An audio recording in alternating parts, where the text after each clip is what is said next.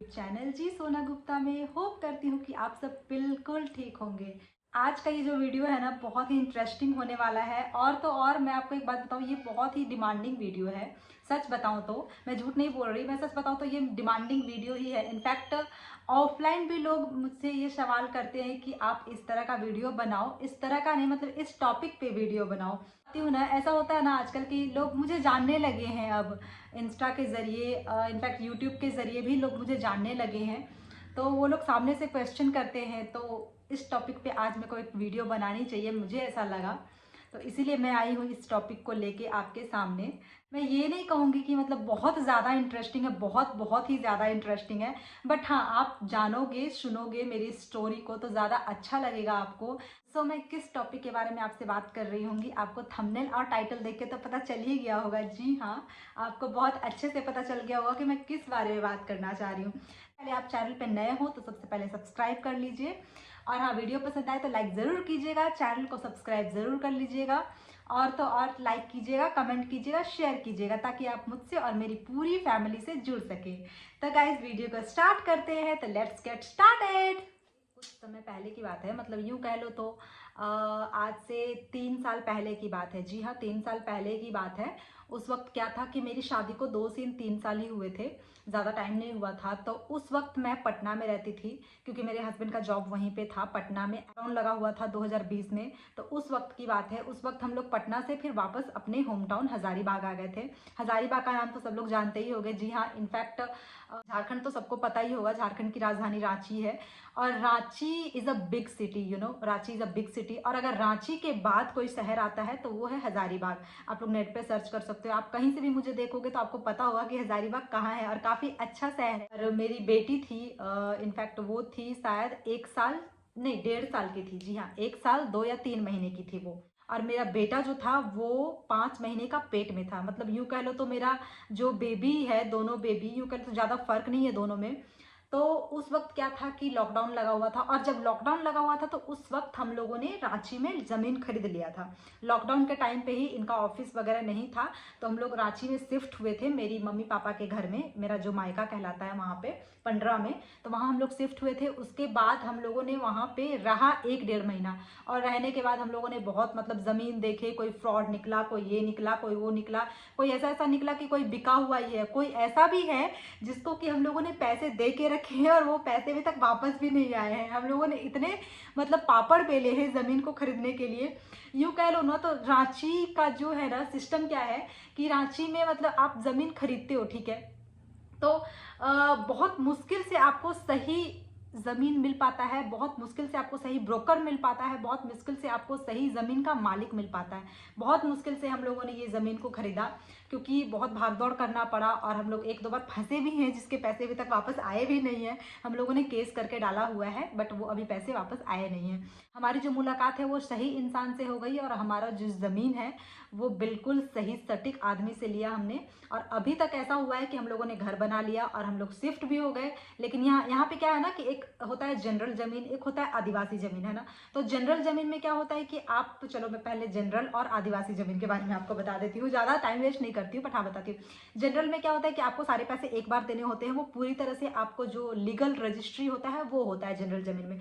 But आदिवासी ज़मीन में ऐसा नहीं होता है, जस्ट अपोजिट होता है। आदिवासी ज़मीन में ऐसा होता है कि आपको एक सादा पट्टा मिलता है बना के, उसमें आपको कुछ भी करना नहीं होता है। वैसे यहाँ पे बहुत सारे ऐसे ज़मीन है जो कि आदिवासी है, बहुत सारी, क्या मतलब 90% आदिवासी ही है, 10% हमको लगता है कि कोई भी जनरल ज़मीन है। और सच बताऊँ तो रांची में जनरल ज़मीन मिलना बहुत मुश्किल है रांची में। इसीलिए बहुत सारे लोग प्रेफर करते हैं कि बहुत सारे लोग प्रेफर करते हैं कि आदिवासी ज़मीन जो है उसको लेके घर बना के अपना शिफ्ट हो जाए, है ना। तो बहुत सारे लोग ऐसे होते हैं, तो हम लोग भी आदिवासी ज़मीन ही लिए थे। तो बहुत सारे लोग डरा रहे थे कि नहीं नहीं लेना चाहिए, ये है वो है। ये कहीं और का सिस्टम है कि नहीं है ये मेरे को नहीं पता, बट रांची में ऐसा सिस्टम है कि आपको आदिवासी ज़मीन लेने से थोड़ा सा प्रॉब्लम होता है। हमें यहाँ शिफ्ट हुए 2 से ढाई साल होने को आए हैं, बट हमें यहाँ पे किसी तरह का कोई प्रॉब्लम नहीं हुआ। कोई मतलब आप रह रहे हो, उसके बाद फिर रहते के साथ कोई दूसरा ब्रोकर आया, वो आपकी ज़मीन को भिजवा देता है ना। तो हमें फाइनली सादा पट्टा मिल चुका है इस घर का। बातें नहीं करते हैं, मैं टॉपिक पे आती हूँ। तो बनाना था क्योंकि थोड़ा सा फोर्स, तो उस वक्त क्या था ना कि हम लोग नए नए थे, हमें ज़्यादा आइडिया नहीं था। और उस वक्त थोड़ा सा प्रेशर भी था कि अगर हम लोग ज़मीन तो ले चुके हैं, अगर हम लोग वहाँ पे घर नहीं बनाते हैं तो हो सकता है किसी और को कोई ब्रोकर आए और बेच दे, है ना। तो एक तरह से ये प्रेशर था। देन हज़ारीबाग से उस वक्त फिर हम लोग आए यहाँ पे रांची में। तो रांची में हम लोग एक ऐसी जगह पे घर लिए जो कि हमारी जो ज़मीन है उसके पास में ही थी। हम लोग रेंट पे एक घर लिए और वो कोई घर नहीं था, यूँ कह लो तो एक छोटा सा, एकदम छोटा सा 10 बाई 10 का एक कमरा था, यूँ कह लो तो। और चादर दिया हुआ था। मैं इधर या इधर कहीं भी एक फ़ोटो लगा दूंगी उस कमरे का जहाँ पे मैं रहा करती थी। उस घर में मैं पूरे 1 साल 2 महीने रही हूँ। उसी घर में मेरा बच्चा हुआ। उस घर में मतलब मैं मेरी बेटी चलना सीखी। उसी घर में मेरा जो छठी होता है ना, छठी, वो हुआ। बहुत सारी चीज़ें उस घर में हुई। मतलब वही एक छोटे से 10 बाई 10 के कमरे में मैं, उसके बाद मैंने बहुत स्ट्रगल भी किया उस घर में, यूँ कह लो। पता है क्या रात रात में क्या होता था, थोड़ा सा आपको फ़नी लगेगा, बट रात रात में क्या होता था ना, एक तो मैं दिन भर मतलब काम करती थी, इधर उधर, यहाँ से वहाँ करती थी। ऊपर था ना कि मतलब बहुत सारे चूहे हुआ करते थे और उन चूहे की खिटपिट की आवाज़ से ना मैं रात रात भर नहीं सो पाती थी, मेरी हालत ख़राब हो जाती थी। बट फिर भी बहुत सारे लोगों ने बोला कि आप मतलब घर अभी क्यों बना रहे हो, अभी मत बनाओ क्योंकि अभी आप प्रेग्नेंट हो, एक और छोटा बच्चा है, अभी आप मत बनाओ। ऐसे करके मेरे इन लॉज ने कहा। मेरे मम्मी पापा भी कहते थे, बट थोड़ा बहुत कहते थे क्योंकि उनको पता था कि उनकी बेटी बहुत स्ट्रांग है और वो हर चीज़ कर सकती है, इनफैक्ट हर एक चीज़ कर सकती है ना। तो मेरे लिए ये घर को बनाना बहुत इजी तो नहीं था, बहुत क्या मतलब बहुत डिफ़िकल्ट था। एक तो 1 से 1.5 साल का छोटा बच्चा गोद में जो कि चल भी नहीं पा रहा था, और एक और बच्चा जो कि पेट में था, मेरा बेटा शिवांश। तो और मेरे हस्बैंड तो यहाँ रहते नहीं थे, वो तो पटना में रहते थे। तो मेरी मम्मी और मेरी जो बहन है वो और मेरे पापा, मतलब ये 3 लोगों का जो है ना बहुत सपोर्ट है मेरा घर बनाने में, मेरे बच्चे होने में। तो बहुत ही ज़्यादा सपोर्ट है और इन लोगों ने मेरी बहुत मदद की है, बहुत, यूँ कह लो तो। एक होता है ना मम्मी पापा का, क्या होता है कि चलो भाई बेटी का घर बन जाए, बेटी का घर बस जाए, इससे ज़्यादा खुशी और कुछ नहीं हो सकती, है ना। तो मम्मी जो है वो पापा को घर पे अकेले छोड़ के वो मेरे पास बहुत मतलब कई महीनों तक रहती थी, है ना। घर में क्या होता था पता है, अगर 2 लोग से ज़्यादा कोई और आ भी गया मुझसे मिलने के लिए या फिर मेरे साथ रहने के लिए, तो वो हो नहीं पाता था। फिर हमें नीचे चटाई बिछा के ऐसे सोना पड़ता था, है ना। और फिर उसमें क्या होता था कि आपको मतलब मच्छर घुस जाए या फिर सांप घुस जाए। एक दिन उस घर में सांप भी घुस गया था मैं बता नहीं सकती मैं कितना डरी हुई थी और भी बहुत सारी स्टोरी है, आपको सुनने में थोड़ा सा फनी लग रहा होगा, बट ये इतना फनी नहीं है जितना आप समझ रहे हो, है ना। तो मतलब मैं ऐसी ही हूँ, मैं ज़्यादा सीरियस होके कोई भी सीरियस बातें नहीं बता सकती हूँ। मुझे ज़्यादा रोना धोना पसंद है नहीं, इसीलिए मैं हंस के आपको सारी बातें बता रही हूँ। बट हाँ, वो जो सिचुएशन था ना, बाय गॉड बहुत डेंजर था। मतलब मैंने कभी कभी ऐसा हुआ है ना कि मैं खुद उन लोगों को मसाले बना के दे रही हूँ, मैं खुद उन लोगों को ईंटा उठा के दे रही हूँ कि भाई जल्दी जल्दी काम करो और मेरा घर जल्दी बना दो प्लीज़। मैं उन और ठेकेदार जो था ना, वो एकदम सटीक टाइम, यूँ कह लो एकदम सटीक टाइम पे वो आ जाता था घर में पैसे मांगने के लिए। इतना घर बना नहीं, उससे कहीं ज़्यादा वो लोग हमसे पैसे पहले ही मांग लिया करते थे। देन मैं सोचती थी कि भाई घर तो बना नहीं रहा है, फिर इतना जल्दी जल्दी पैसे क्यों मांग रहा है। देन उस वक्त भी मैं बहुत ज़्यादा गुस्से में रहती थी, मतलब ऐसे क्या करूँ, नहीं करूँ। बहुत सारे काम अकेले करने पड़ते थे। एक रस्सी भी घटता था ना, तो मैं अपने घर से यहाँ से अरगोड़ा चौक जाया करती थी सामान लाने के लिए। उस वक्त मेरे पास ना ही स्कूटी रहा करता था, ना ही किसी का बाइक था, कुछ भी नहीं था उस वक्त। और उस वक्त क्या था ना कि ये जो एरिया है ना वो अभी काफ़ी ज़्यादा डेवलप हो गया है, उस वक्त तो कुछ डेवलप भी नहीं हुआ था। तो मेरे को पैदल जाना पड़ता था, ठंडा हो गर्मी हो या फिर बरसात ही क्यों ना हो, मैं अकेले जाती थी। बसु जो है उसको मैं गोद में लेके और मैं जाती थी, फिर मैं वापस लेके आती थी, फिर उन लोगों को करवाती थी। मतलब पूरे दिन मैं सुबह उठती थी, खाना वाना बना लेती थी, नाश्ता नहीं बनाती थी उस वक्त। मैं एक बार डायरेक्ट खाना बना लेती थी, उसके बाद बनाने के बाद फिर उसके बाद मैं अपने घर को ताला लॉक करके मैं दोनों बच्चों को लेके और फिर यहीं पे बैठी हुई रहती थी। उसके बाद भी वो लोग सही से काम नहीं करते थे। मतलब मैं ना रोज आती थी। बस इतना ही 2 BHK का घर बनाने में उस ठेकेदार ने मुझे पूरे 1 साल 2 महीने उसने लगाया। ऐसे ही बना हुआ था, वैसे ही में हम लोग फिर शिफ्ट कर गए थे। गृह प्रवेश हम लोगों ने करवाया था, वो भी गृह प्रवेश करवाने में भी हमारा डेट फिक्स हुआ। उन्होंने डेफिनेटली बताया कि ये डेट सही है, फिर किसी भी तरह से करके हम लोगों ने फिर पूजा वगैरह करवाया। मैंने जो गृह प्रवेश किया है उसका भी फोटो है मेरे पास, जो मेरी पर्सनल आईडी है उसमें रील्स है मेरे, तो उसका स्क्रीनशॉट लेके मैं इधर या इधर कहीं भी आपको लगा दूंगी। एक बच्चा इधर, एक बच्चा इधर, मैं दोनों को ऐसे ऐसे टांग के मैं वहाँ से यहाँ से वहाँ किया करती थी। मतलब यहाँ की जो सोसाइटी की औरतें थी ना, देखा करती थी और बोलती थी कि ये लड़की अकेले इतना कर कैसे लेती है। इनफैक्ट कुछ लोग तो मुझे सामने से आके पूछते थे कि तुम इतना कैसे कर लेती हो, मेरे को ये बताओ। एक जुनून नाम का जो चीज होता है ना, वो जुनून था मेरे अंदर, एकदम सर पे सवार था कि मेरे को घर बनाना है तो बनाना है।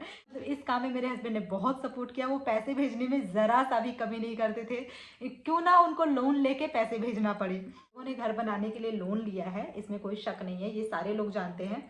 बट हाँ, कुछ बातें ऐसी भी हैं जो कि सिर्फ मेरे हस्बैंड जानते हैं और मेरे पेरेंट्स जानते हैं। मेरी बहन जानती है, उसके अलावा कोई नहीं जानता। मेरे इन लॉज भी नहीं जानते हैं और इन लॉज की कोई भी फैमिली मेम्बर है वो भी नहीं जानते हैं ना। तो ये सारी बातें मतलब कुछ ऐसी बातें हैं जो कि बहुत सीक्रेट है, तो वो मैं आप लोगों के साथ अभी शेयर नहीं कर सकती। फिर मैंने उस कॉन्ट्रैक्टर को हटा दिया। फिर मैंने बोला कि भाई आप मत काम करो तो बहुत अच्छा रहेगा। फिर मैंने उसको हटा दिया। फिर हमारा छत बना, हमारा बाहर का रूम बना जिसमें कि अभी रेंट लगा हुआ है, तो बाहर का रूम बना और भी अगल बगल जो है ना प्लास्टर वगैरह होता है वो हुआ। ये सारी चीज़ें जो हैं वो हमारी शिफ्ट करने के बाद हुई हैं। हो रहा है मैं शिफ्ट कर गई, उसके बाद चीज़ें कुछ नॉर्मल होने लगी, कुछ सही होने लगी। क्योंकि वो जो 10 बाई 10 का जो कमरा था ना, उसमें ना ही मेरी बेटी को खेलने बनता था, उसमें ना ही मेरे बेटे को कुछ करने बनता था। मतलब बहुत मुश्किल होता था। और जब मेरा बेटा हुआ था ना, तो उस वक्त भी मेरी मम्मी जो है वो 3 महीने कंटिन्यू रही थी। अभी भी मेरा जो घर है ना वो मतलब फुल पूरी तरह से सही से नहीं बन पाया है। बहुत सारे काम जो है वो बचे हुए हैं, इधर इधर इधर। आपने मेरे व्लॉग्स में देखा होगा कि बहुत सारी चीज़ें हैं मेरे घर में, बहुत सारी चीज़ें नहीं हैं।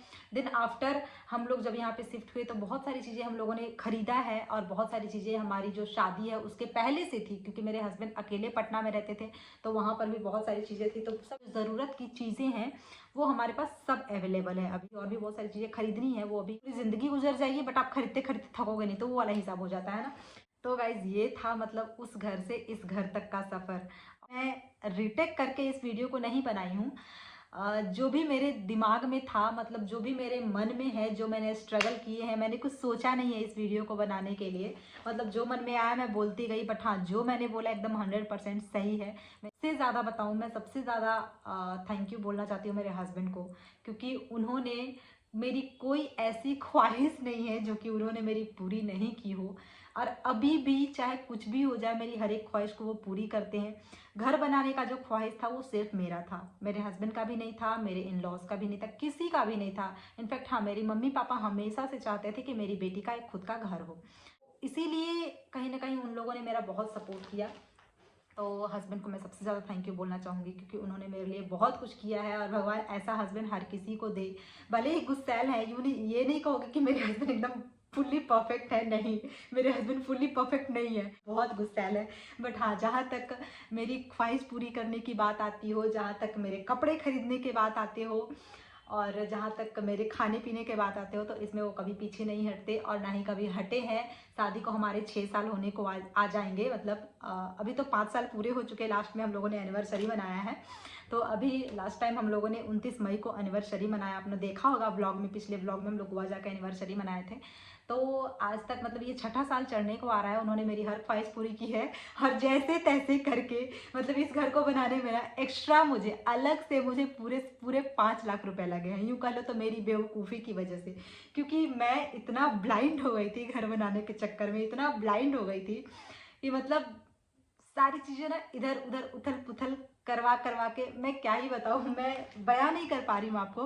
कभी कभी ऐसा होता था ना कि चेंज करवाना पड़ जाता था कि भाई यहाँ पे दीवार उठा हुआ है तो यहाँ पे दीवार ना उठा के इसको तोड़ दो, इसको इस दीवार को हटा दो, इस दीवार को हटा के फिर यहाँ पे दीवार बना दो। मतलब ये रूम छोटा है, ऐसे होता था ना कि जैसे कभी कभी आप नक्शा बनवाते हो घर का, तो नक्शा तो हम लोगों ने भी बनवाया था। तो नक्शा बनवाने के बाद क्या था ना कि आप जैसे मैंने बोल दिया कि नहीं, घर बहुत मतलब छोटा हो गया, ये सामान यहाँ कैसे रखूँगी, ये सामान यहाँ कैसे रखूँगी, कई तरह की बातें माइंड में चला करती थी उस वक्त।